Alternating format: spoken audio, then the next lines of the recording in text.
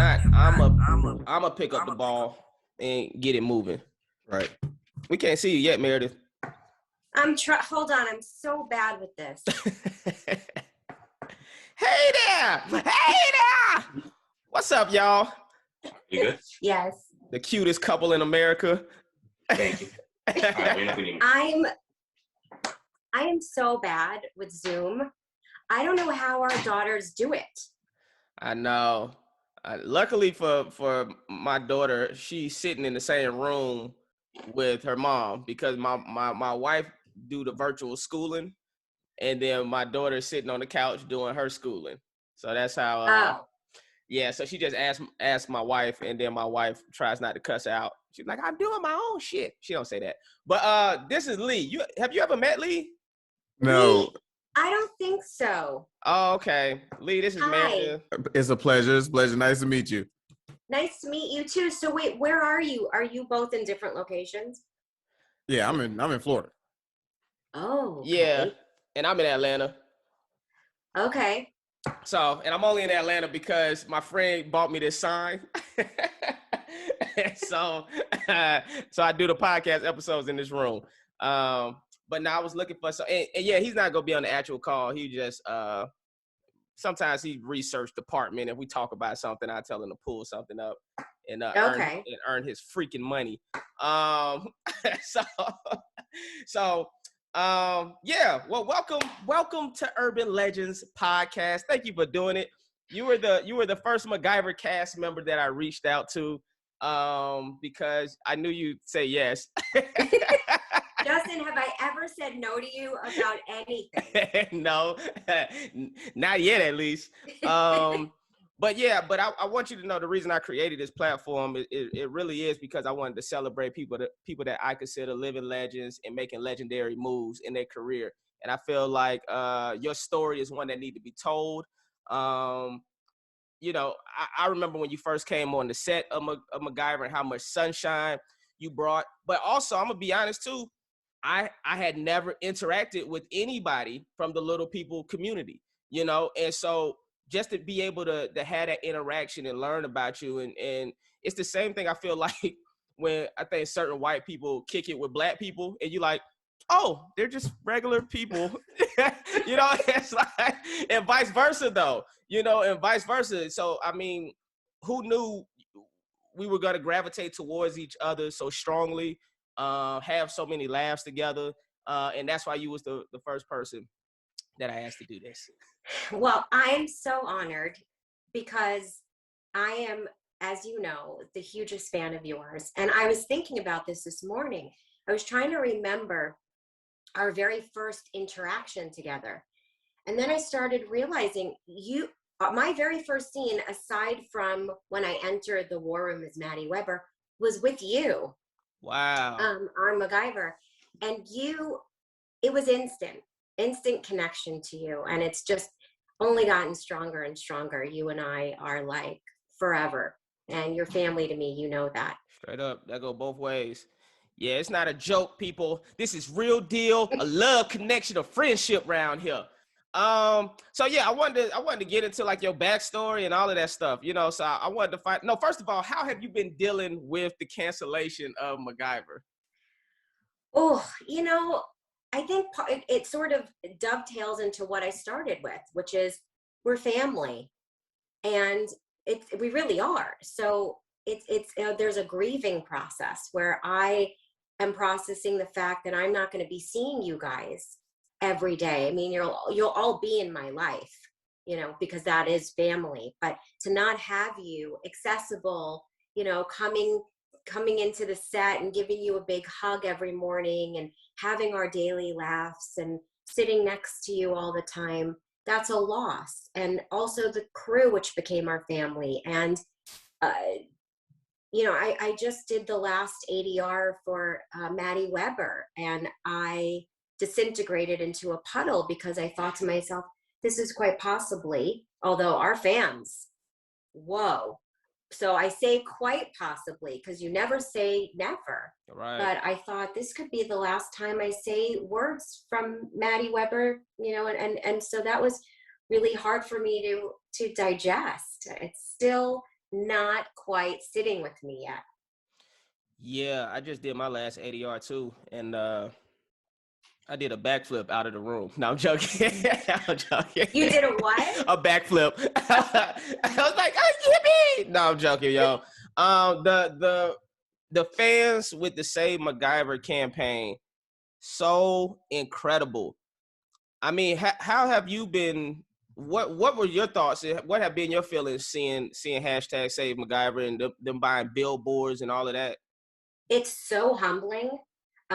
It's so moving to see what an impact this show has made universally. Mm-hmm. I mean, we're talking about people in France and Spain and all over the world, not just the United States of America, and how people have connected to this show in such a profound way, and to each one of our characters, girls that are now computer hackers because of Riley, and women that and children that are different.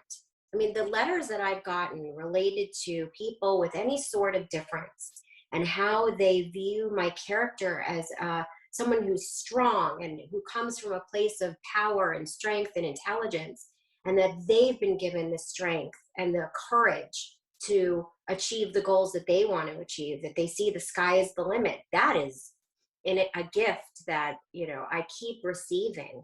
And so people are not ready to let this show go. And they've motivated themselves to do everything possible to be heard. And how could you not be touched and moved by that? I'm sure you feel the same. Absolutely. You know, I'm one of those people. Even when we had a Zoom conference after the show, you know, wasn't renewed. That's what Wendy said. She said, "Girl, boy, you just wasn't renewed. You wasn't canceled."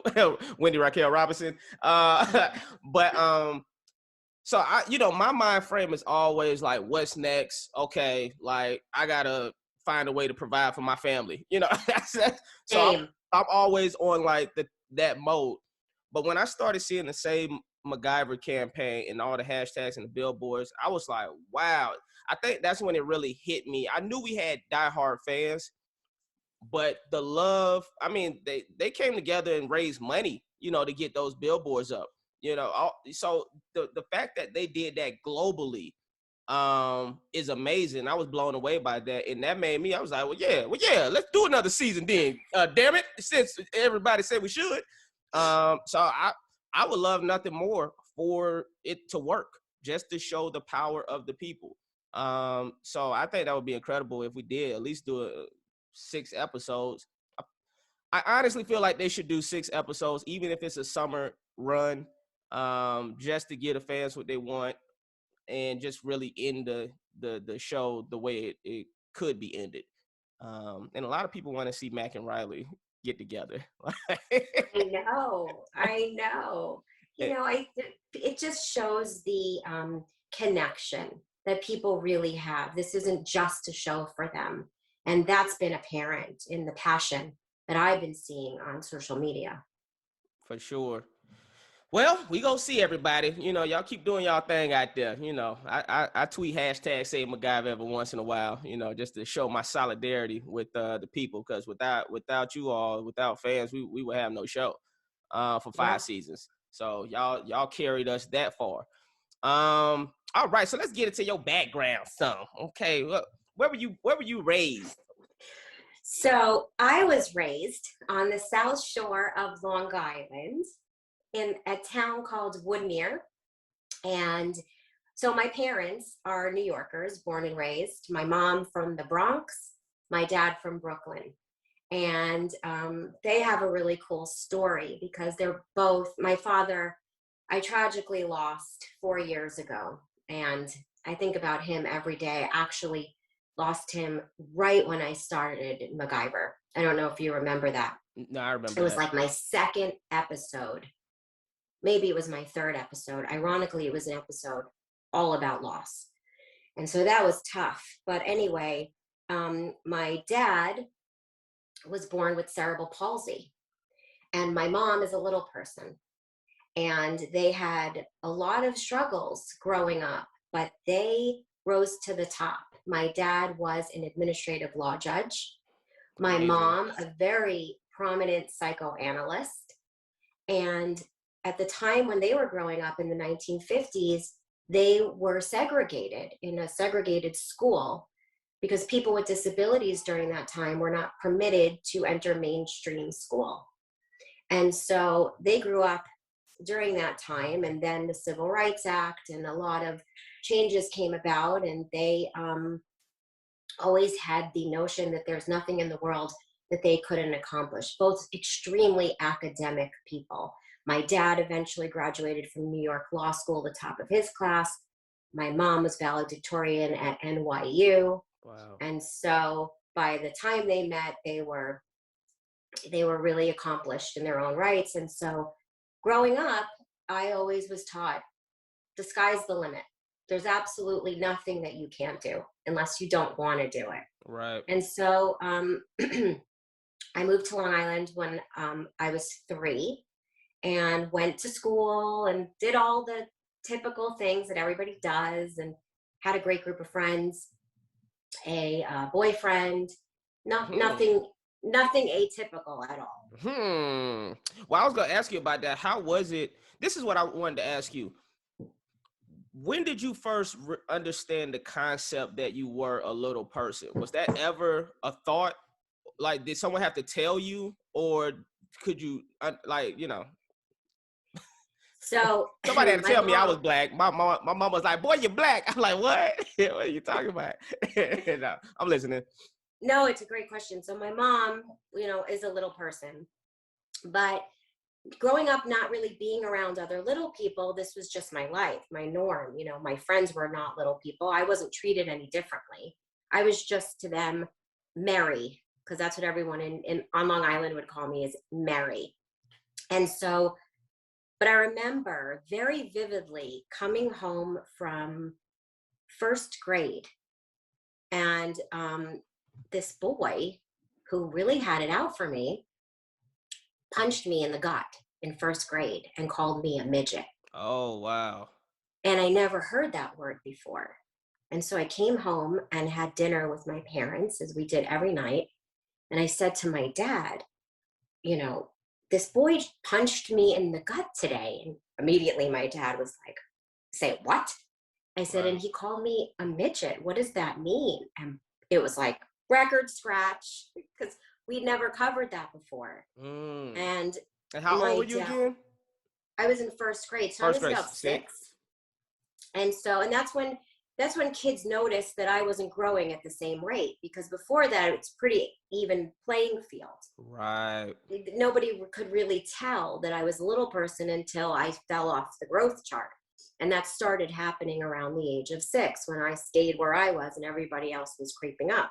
And so my dad explained to me that the word midget is a mean word, a labeling word, an inappropriate word, and a word that was used to demean little people. And that most of the time that word comes out of ignorance, not knowing.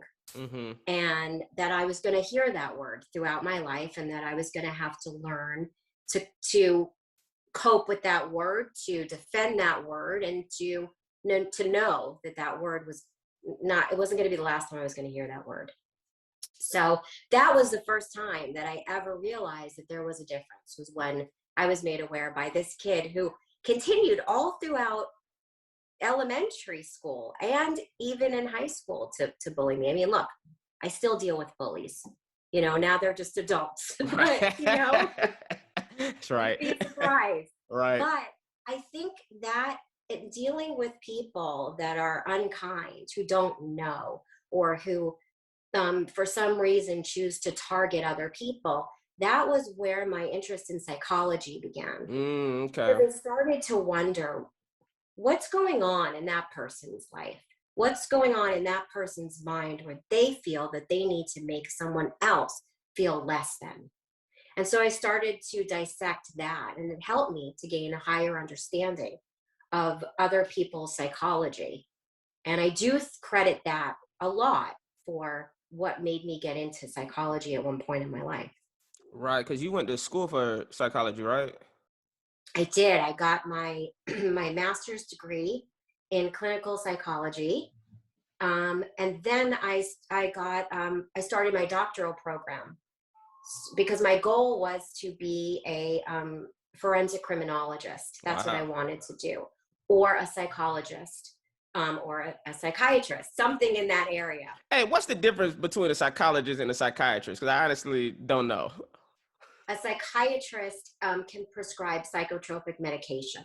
Gotcha. And a psychologist you go to on a more frequent basis to talk about your issues, to work out a treatment plan. But a psychiatrist handles the medication aspect of your case. Gotcha. So when did the entertainment bug hit you then, the acting bug? When did that come about? So like I said, I went through high school, went through college. In college, I took some acting classes and I kind of loved it, but it wasn't my direction. You know, like I said, I saw Silence of the Lambs and that was it for me. Like, oh, nice. I used to drive past, going into Manhattan, I'd drive past Manhattan State and Creedmoor and I'd say, that's where I'm going to work. That's what I want to do. I want to work in a psychiatric locked facility. That was my goal. And my parents were like, what? I mean, you can, but anyway, so I went through schooling and I had just been accepted into my PhD program, started in that program when I learned that there was an open casting call for a leading role in a movie starring Kathy Bates, Dan Aykroyd, Rupert Everett. Wow. Unconditional Love, right? What? Unconditional Love? Unconditional Love. And I thought to myself, and the role was this crazy, sassy, gun-toting, cigarette-smoking, cursing little person. And I was like, that's fun. Like, I could do it. Right. So I drove myself into Manhattan. And I remember it was my very first audition. I walked into this big casting office and there was probably 30 Little Women in that room that had been doing it for a while. And, you know, I walk in and I was like, I'm going to get this role. And they're all looking at me. And it was Billy Hopkins, who's a huge casting director, Carrie Barden and Billy Hopkins casting this movie. And I went in and I read for this part. And I remember driving home and thinking, this is what I want to do, I think. I don't know, but this is fun. And I found such a freedom in being someone else, someone who could really, at that time, I was 22. And I thought, because this character just like was, you know, in charge and afraid of nothing. And so I got the role and they did this like nationwide casting call. And, you know, the whole time my parents were trying to ground me like, you know, sweetie, you're in school. And I said, you know, I can always go back to my PhD program. When can I ever star in a movie? And so I moved to Chicago and we shot this movie over a 9-month period. It was the greatest experience. You said 9 months? 9 months. It took a long time. What was going on for it to take that long to shoot that movie? Jesus. Oh my gosh. Yeah, it was a really long stretch. Well, we shot in Chicago, then they went to England. My character didn't get to go to England. Went back to Chicago for reshoots. But that movie really propelled my career. And was the door that opened everything for me. Wow. You know, I've never seen it, and now I'm going to have to go watch it. I'm gonna watch it this weekend. I'm going to try to watch it this weekend. Saturday is usually my movie day. I'm going to pull it up. I'm not just saying this. You will love it. Nice. I mean, it's outrageous. I mean, and everyone in the world is in this movie. I can't wait to look at it. But you know what? You said something that I found very interesting. You said you found freedom in playing someone else. That's something I learned on MacGyver. I learned what my love to like ratio was when it came to acting. And what I realized ultimately is I really, really, really like acting. I don't know if I love acting unless it's a very fine stipulation. If I'm being able to improv and get to be me, like my freedom is being able to do me. My freedom is not having to say other people's words, which is why I realized I love stand-up. People used to always ask me all the time when I was coming up in the business, like, which one do you love more, acting or stand-up? I'm like, I don't know, man. I like them the same. But the more and more I started acting more, I was like, oh, that's why I love stand-up so much, is because this is Justin being able to say whatever he wants to say. Same thing when it came to my music. Same thing when it comes to podcasting. It's like I finally have a platform where I don't feel like I'm handcuffed to someone else's words. However, what I found very interesting about what you just said was you found freedom in playing someone else. And I think that's why a lot of actors love acting, because they get to disappear into another character. And for them, that is freedom. So I thought that was interesting that you just said that, because that really put something in perspective for me just now. Well, yeah, I mean, first of all, I have a lot to say about what you just said, because your best work, and I've stood beside you for 5 years, your best work is when you put the Justin in the work.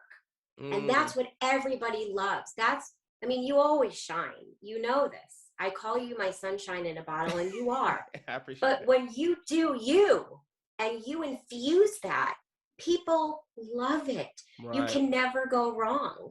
And it's just your gift. I think that you combine it all and you get it right. And you do. That's why I did this podcast, just to get compliments from you today. Thank you, Meredith. You know it. This is my heart. This is how I feel. I mean, how many times after an episode do I text you and tell you these things? You do, and I appreciate it. You know, it's true. But for me, I mean, yes, there's freedom in being able to play other people. But I guess growing up and being a little person, I've never had the freedom to hide, right? I'm always being looked at, whether I want to be on stage or not, whether I go to the grocery store and I want to just be, I'm always going to be looked at. And it's okay, because I look different. You know, my parents always said to me, Meredith, you've been given the gift of being noticed. And so I always think to myself, okay, how can I change a perception? How can I show the world that while they're looking at me, they're thinking something, but they're going to change within 5 minutes. They're not going to see Meredith the little person. They're going to see, Bethany Horowitz, William Shatner's girlfriend, or they're going to see Meredith Oberling, the coroner on Battle Creek, or they're going to see Maudie Beasley, the crazy gun-toting, cursing, smoking woman in Unconditional Love, or they're going to see Maddie Weber, head of CIA and now the director of the Phoenix Foundation. And so that's always been so exhilarating for me. Like, how can I empower other people and myself while I'm going to be looked at anyway? Yeah, I feel you. I mean, the thing that we both have in common is that we're minorities. So, that's one of those things, like being an African-American, we somewhat feel the same way, which is we can't change our complexion to fit in America. You black, you can't hide it. And although you wish you could, when you're going to try to get a bank loan or something, or whatever the case is, which I will admit that process is getting better, because I've had to get a bank loan. Although I did think, the black in me, the first time I tried to get one, there was a lot of stuff going on, and I was like, I wonder if this is because I'm black. But ultimately, I got the loan. So, it's better than the old days. I hate to hear that. I hate it. I know it's reality, but I hate it. Yeah. So, but that being said, I get it when when you can't hide being noticed. Like, you're gonna be seen, period. And it's just like, how can I make an impression, and how can I change people's perception or thought of what they thought I would be like. And so, yeah, that's why, you know, I speak to everybody and stuff like that.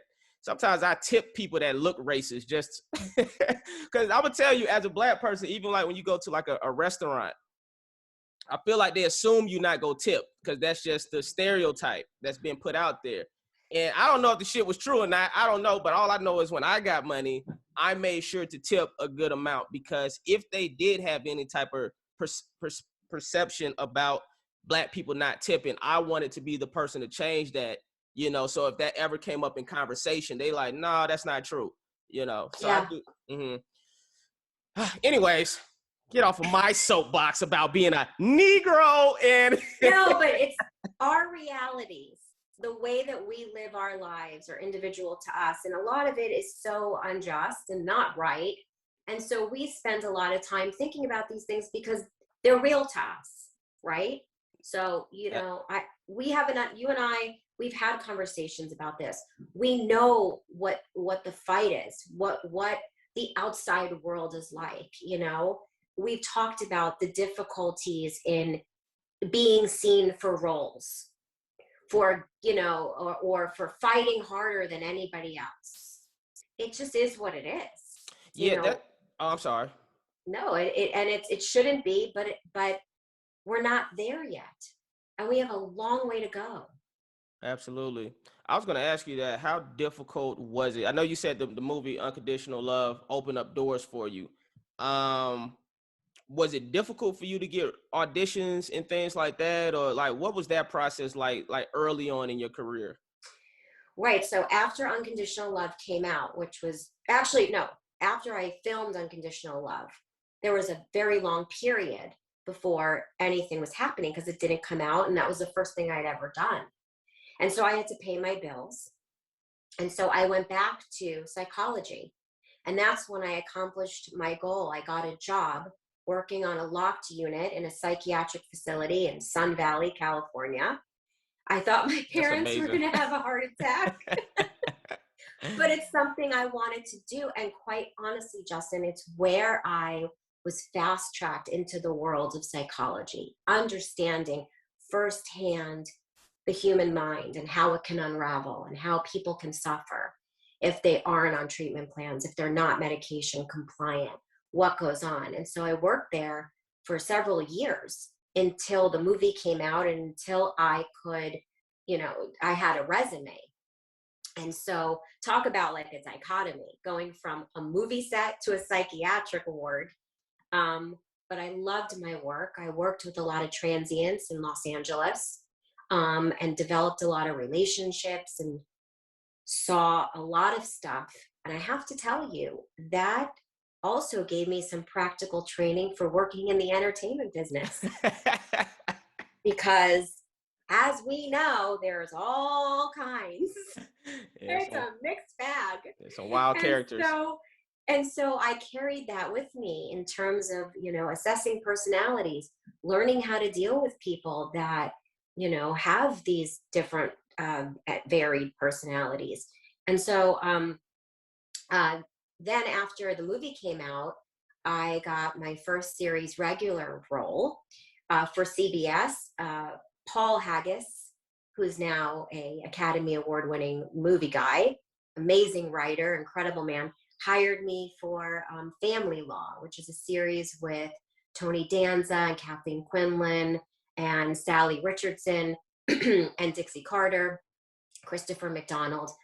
And I played a lawyer, and it was fabulous, but I was green. Like I was like, wait, what?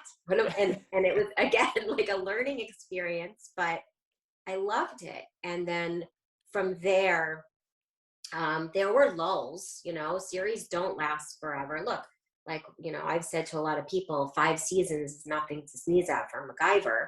Right. Family Law, I was on that. And then there was a lot of time in between.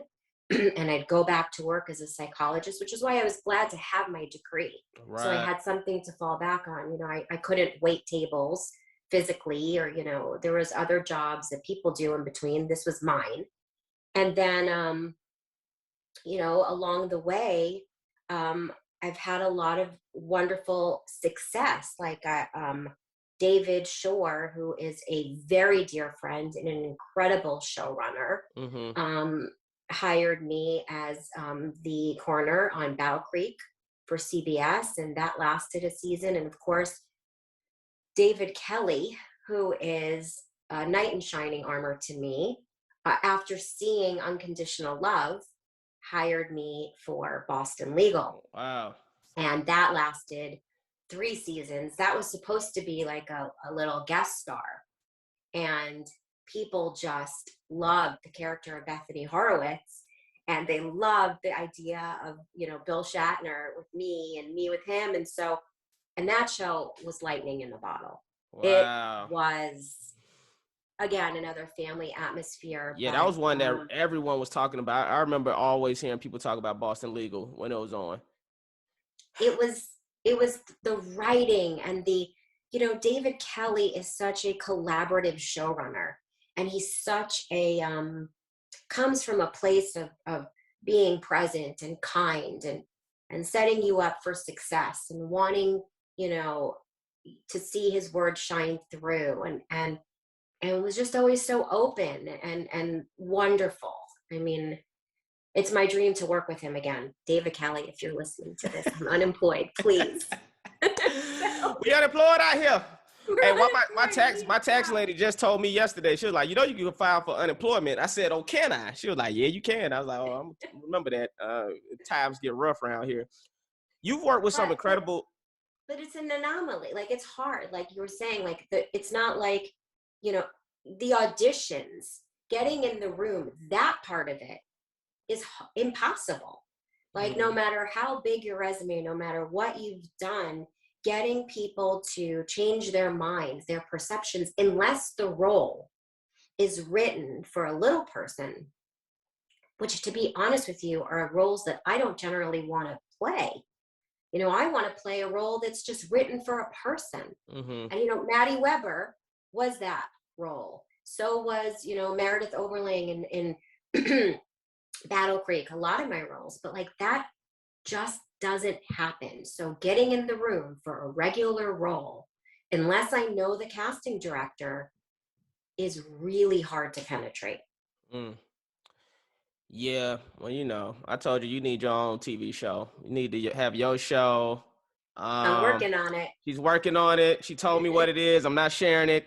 It's incredible. I think it's a dope idea. I know I would watch it for sure. I think it's very interesting, entertaining idea for a show. So, and then that's all you.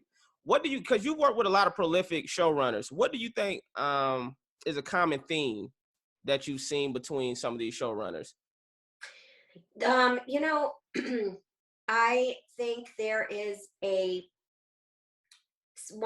desire to set you up for success.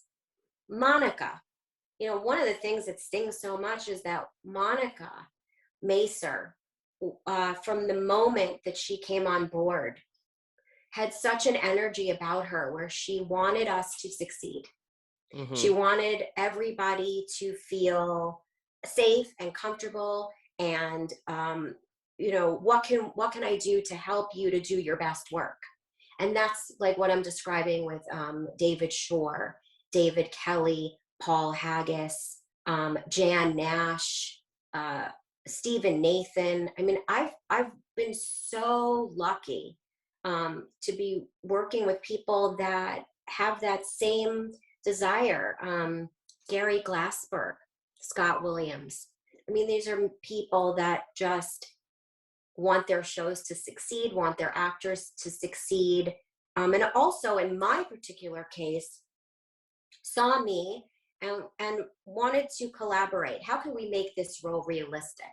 What is, getting inside my head? Tell me what your, life is like on a daily basis. There's an interest, a care that's given. So I think that has been the common vein in the people that I've been describing. Right. What advice, well, before I even get to that, what difficulties do you think you faced as a woman in the business?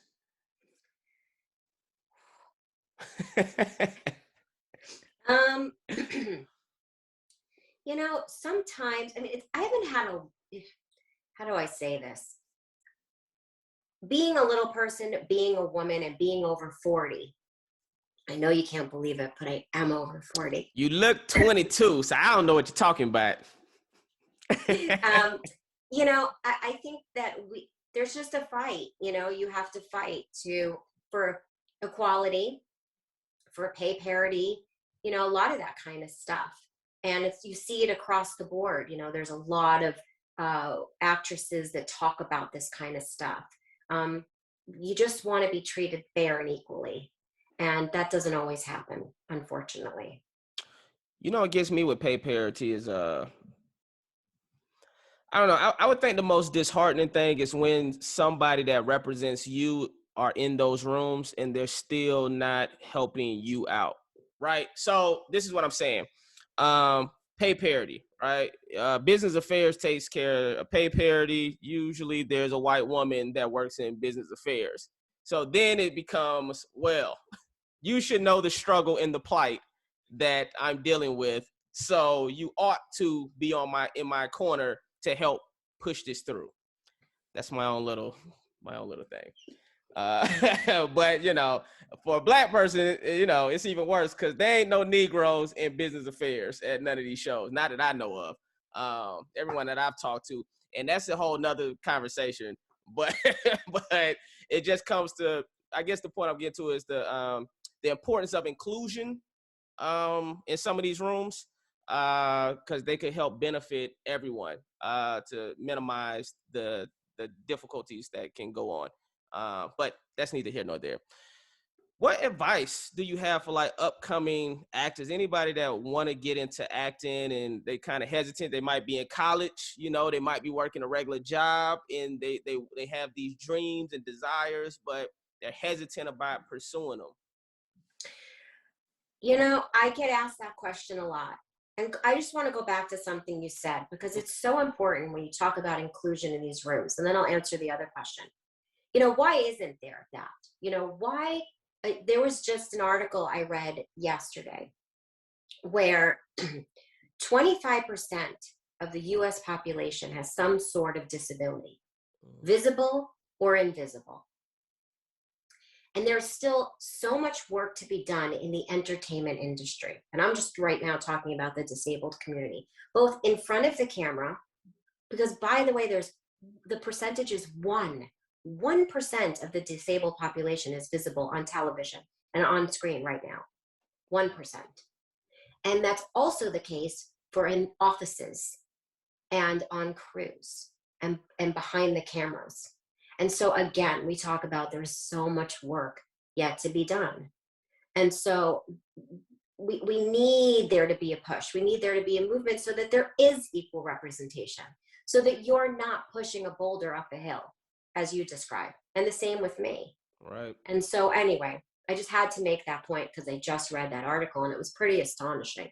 But in terms of meeting a goal, if you want to be an actor, go for it.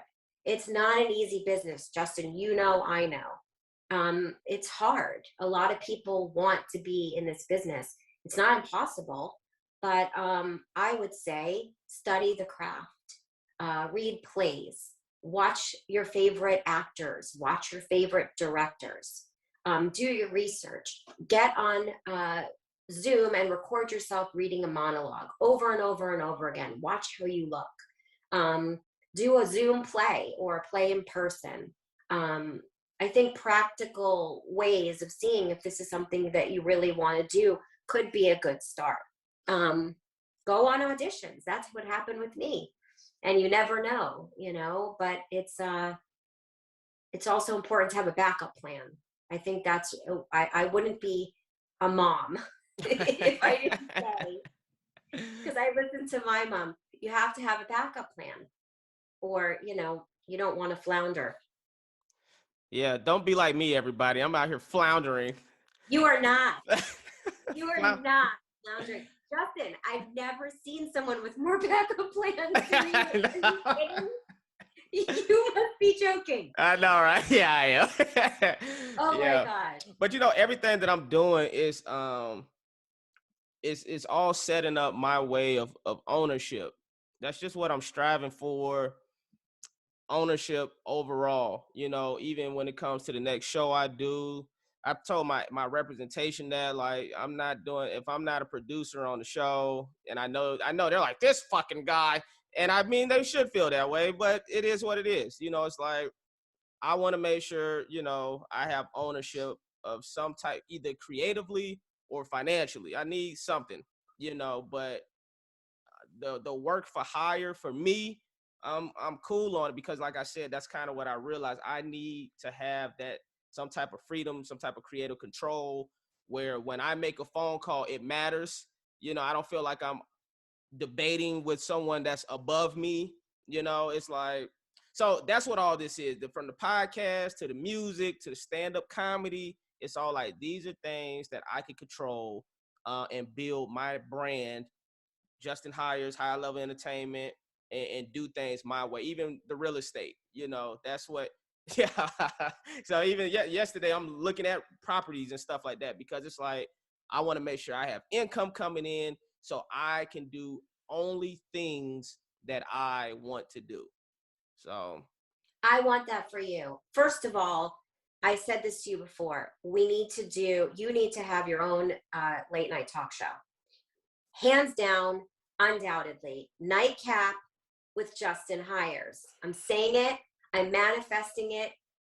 It has to happen. Now, I will be sending this clip to Kelly Call at CBS. So I will be like, hey, man, brother, listen, man, the people are talking. The people have spoken, and man, I know I've spoken. Nah, I mean, I've gotten a lot of great feedback, from these Urban Legends podcasts. And then my day ones is a whole nother reckless side of me. But yeah, I would love nothing more than to have a late night show. I think it would be dope. I think it'd be something fresh in late night. They haven't had anybody black in late night in a long time. They finally have a woman. What's her name? Lily. It's an Indian woman, but she comes on after Seth Meyers. She comes on after Seth Meyers. Oh, I'm dead to the world by now. I'm sleeping by 9 o'clock. Are you kidding me? By the time I go down, I think her name is Lily Singh. Lily Singh, I think. Hey, Lee. He's fucking asleep right now. Nowhere around. Fucking guy. I am not. Look up who's the host of look up the late night host on NBC. I think her name Lily Singh. I wanted to get her name correctly. But anyways, it was good that they finally had a woman in late night on network TV. But I agree. But now we need you. Yes. Hey, I'm with you. It's so funny. I was literally jotting down notes today. This is stuff that I really usually don't share with people. I was literally jotting down notes today, my late night talk show, like, points. Like, I was like, what is my vision for my late night TV show? And you had the right name. Sorry about that. You had the right name, Jay. Thank you, Lee. Hey, Lee. Hey, Lee. Yes. Lee know you about to get fired. Don't fire Lee. Lee, I got you. I'm not firing Lee. I can't fire Lee. He does a phenomenal job. But yeah, so that's incredible. Well, thank you. I appreciate you saying that. So what other things do you want to accomplish when it comes to you acting? Do you want to do any producing? You want to do any directing? Or what? Well, I am working right now, as we talked about, on a show creation. And I've been working on that for the past year. I'm really excited about that. I've talked to you about it, and we're going to see where that goes. I think it's That's where it's going. It's going to get picked up by a network. That's where it's going. And I would like to write a book. Nice. I have always liked to write a book. I've been told I should write a book. I have a lot to share. I haven't shared. There's a lot of people like, oh no, don't write that book. Well, I've lived a life, and I'm not done living my life, but up until now, I have just, I think that it would be very therapeutic for me. And so that's hopefully in my future. And, again, like just getting roles and working. I want to continue to work. I love working. I love acting. I'd love to do some movies. I think I don't know where my life is going to take me, but I'm ready for it. And then my most favorite role of all, as you know, is being a mom. And my daughter, we talked about this in our cast Zoom, and, Justin, you have a young daughter too, so you get this. Like, I started MacGyver when she was in first grade, and now she's entering middle school. I have a tween so it's like, how does this time just marches on? And so I'm excited for the next chapter of whatever is going to come my way. I really hope that, having been on a network television for 5 seasons, playing the character of Maddie Weber, people seeing that role, that now they'll think of me for something else. Right. Yeah, my daughter was 3 when we started. She's 8 now. It's crazy. It is. I was going to ask you, how did you meet your husband, Brian? It's such a good story. Do you know the story? I don't know. I'm all in, though, because I did one. Because I feel like y'all are the cutest couple. I don't know if y'all ever argue or fight. I don't know. Like, I tell people, my marriage got good like 9.5 years in, when I really was like, all right, this is nice. It was a lot of ups and downs and stuff, but y'all look like y'all are good to go. So I want to know how y'all met, and how do y'all stay happy? Do you see me blushing? He still does. Like, I will say this, like, my husband is my everything. We've been married for 13 years. He's the greatest. So we met when I was on Boston Legal. And I was on Boston Legal at the time, and I had randomly, I went to Starbucks to get my drink, my tea that I get every day. And every day I'd go to Starbucks and I'd get my drink and I'd go. This was the only day that I decided to stay and read a script. Only time. Oh, that's right. I remember it now. Yep. Keep going. I'm listening. They're listening. And I sat myself in a corner with my script and my Starbucks, and in walks this man. And I just happened to look up and see him, and he saw me and he smiled, and he's got these huge dimples in each cheek, and I am a dimple fanatic. And I looked at his face and I went, oh my God, he's so cute. And I remember being embarrassed because he smiled at me. So I looked down and I started reading my script again, and I looked up and there he was smiling again. And I was like, I got to get out of here. I'm going. Like, I'm leaving. So I gathered my stuff and I went to leave, and he had it was like serendipitous timing. He had his drink and he was heading out, and he stopped me and he said, I don't know you, obviously, and you don't know me. And I promise you, I'm not a creep, but I thought I saw you smile at me, and I was definitely smiling at you. And if I don't at least ask if I could refill whatever it is you're drinking and get you to stay for just 5 minutes, I will never forgive myself. Wow. And if you say no, I won't step in your way, but I had to try. And I was like, what do I have to lose? Like, I would never normally do that, but how could I say no to that? Wow. And we sat there, we closed down Starbucks, and I gave him my number, which is not normally something I would do, but I felt like, I don't know. It was like the stars aligned, and we were inseparable ever since that very day. He called me the next day. He said, I'm not a guy who plays games. I want to take you out to dinner. Can I please do that? And we were engaged 3 months later. Wow. He proposed at that same Starbucks, and not inside, because I would have killed him, but outside. And 13 years later, and we have a beautiful daughter, and he is the most, you know him, so you're friends with him. Yes. My husband, the most devoted, loving father, husband. I mean, he took up sewing this quarantine. He bought himself a sewing machine and watched hours of YouTube videos because I am an online obsessive shopper and my jeans were piling up because I wasn't going to the tailor, and he thought, honey, I can do that for you. And he learned how to sew. I mean, he altered my sweater so that my sleeves fit me. Like, he is the sun and the moon and the stars. He's also a very talented professional photographer. He works in the movie industries. Little fun fact: he shot my cover art for my first hip hop project called Chapter One. I Do This Too, but he found the perfect location. I had to match this Spike Lee Do the Right Thing movie poster. He found the perfect location for it. Took the photo. It came out amazing. So we're always connected that way artistically, because that was my first time putting out some music, and he was there, to take that photo for me. So forever thankful. Oh, he loves you like I do. So, I'm very, very lucky. I could not ask for a better husband.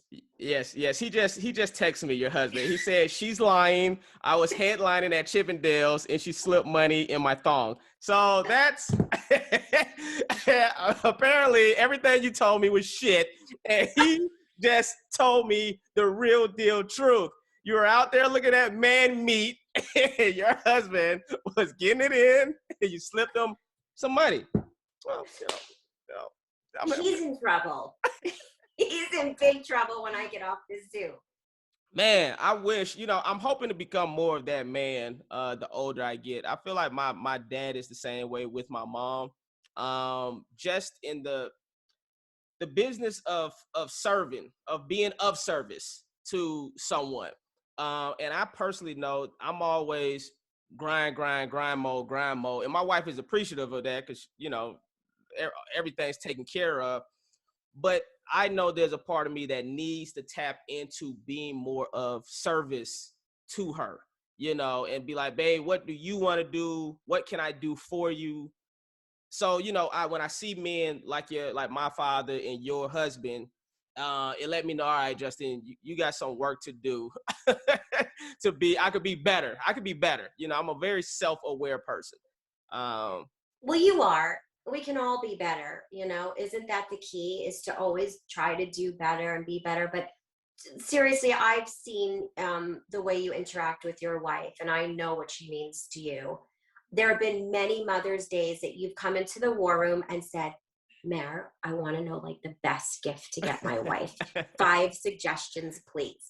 So, I know where your heart is. Yeah.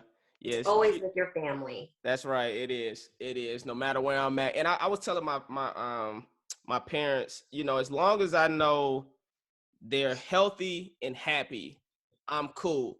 So when I'm out in a different city, because I FaceTime with them every day and everything, as long as I know they're healthy and happy, I'm okay.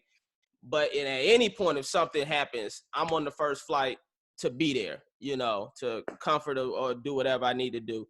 But yeah, anyways, that's that. Let me see if I had any other questions before I let you go. Nice. I think we covered a lot of different topics, which is what I wanted to do. Oh, before we go, last question. 2 questions. How was acting on Paranormal Activity? How did you get that? And yeah, so talk about that real quick.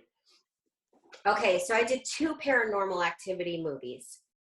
Both were crazy. I've never watched those movies, no offense, but they scare I can't. Me too. I don't watch them either. So, yeah, so the producers were big fans of mine. They had seen my work. They wanted to integrate me into the movies. The first time, both times, I was driven to the set in a blacked out van. You're not allowed to see where the location is. It's super top secret. Wow. Like, I've never seen any. I've worked on quite a few films, never like this before. They buy the entire block where they're shooting, so nobody knows what's going on. Creepy. The first time I played like a cult leader, and I show up at this little girl's house who's holding a Teddy Ruxpin, and I'm supposed to sort of be like a vision, but not a real person. It was really scary. I mean, but that's what these movies are. Mm-hmm. That was a long time ago. The second time, I was a coven witch with a group of witches, and we shot in the middle of a forest. Don't ask me where, because again, they just plop you in a location. You're not allowed to see where you're shooting. What state were you in? In California. Okay. One of them, I had to drive to a cemetery and then get out and get in a van for the second paranormal movie I did. And that involved goats and blood and all kinds of and not real goats, but it was. Somebody was getting ready to tweet. How dare you? I'm a huge animal lover. But it was very creepy. But I have to say, like, those movies are huge internationally. Like, they do very well, and people love them, that genre. But I would not watch it. I just know what I shot. I don't know if it ever made it. I really don't know. But I was happy that they wanted me. And my final question, what's your favorite MacGyver memory? Oh, I have so many. I don't know if you've been watching my Insta stories. And, I decided on Sunday, after I did my last ADR session, I have so many memories in my camera roll, pictures, videos for 5 years. And I thought to myself, if not now to share, then when? I want the fans to see that we are a family. They know it, but it brings me such pleasure and joy. And watching all of these videos, and I'm certainly not posting even half. I just pick a little bit for each day before our series finale. I can't even say it. I wanted to say season finale.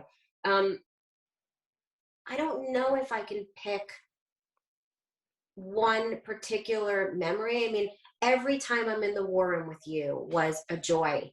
We laughed till we cried all the time. Yeah. My lunches with Tristan used to come to my dressing room every day. We would have lunch together. My talks with Luke, being with V and Carlos. And when she came on, it was like the heavens opened up and dropped this beautiful human being. And Ian and I had some great times. Didn't have as much time as I would have liked with him. But again, and then our crew. And I mean, I'd have to say that I laughed the hardest. The memory that I have where I was crying laughing was the money memory. It was, I don't know how we got through that scene. I don't know either. What she's referencing, there's a scene, it was season 2, I think, 2 or 3. Season 2. And it's when we're in the lab and rolling in this big slab of money. And then Lucas or someone's talking about how much germs are on money or something. And then I'm touching the money and I kind of put it down and I slowly wipe my hand on Meredith's shoulder, like trying to wipe the germs off my hand on Meredith's shoulder. And it wasn't written in the script. And it was last minute, and we just thought it was the funniest thing. And they left it in the episode. So y'all could go back and watch that episode and see if y'all can see us trying our hardest not to laugh. Because we laugh literally every take.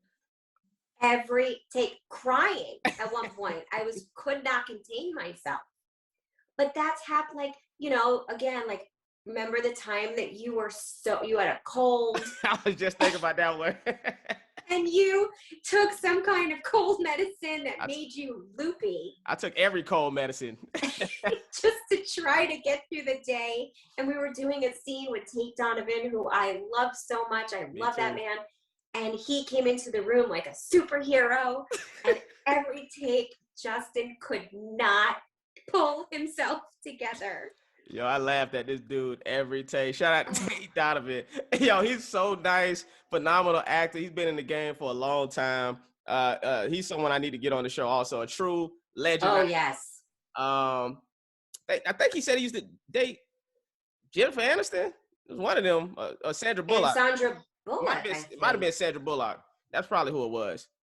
He's been out here, man. He's a winner in life and career. But every time he walked into the room, he did come across like Batman, and like I just entered to save the day, and I was on so much medication, yo. I could not stop laughing. That's what. But yeah, I think those two memories might be two of my favorite too. And I will say, working recently with Wendy Raquel Robinson and Ernie Hudson, man, that was a fun episode to be with those two. Oh, they are just icons. I mean, both of them. That episode, first of all, was flawless. Yeah, so beautifully written. And I can't imagine the fun and the joy that you guys had. You know, I was here for all of season 5 because of COVID. I was not able to travel and leave the state. So I was on my own here. And that was one of the things I really missed was all of you guys and being here. I mean, fortunately, I had Monica on set with me, which was incredible. I mean, that was amazing to have her and Alessia. Shout out to Monica. Shout out to Monica. Yeah, but she's incredible. I got a MacGyver mug. Did you do that?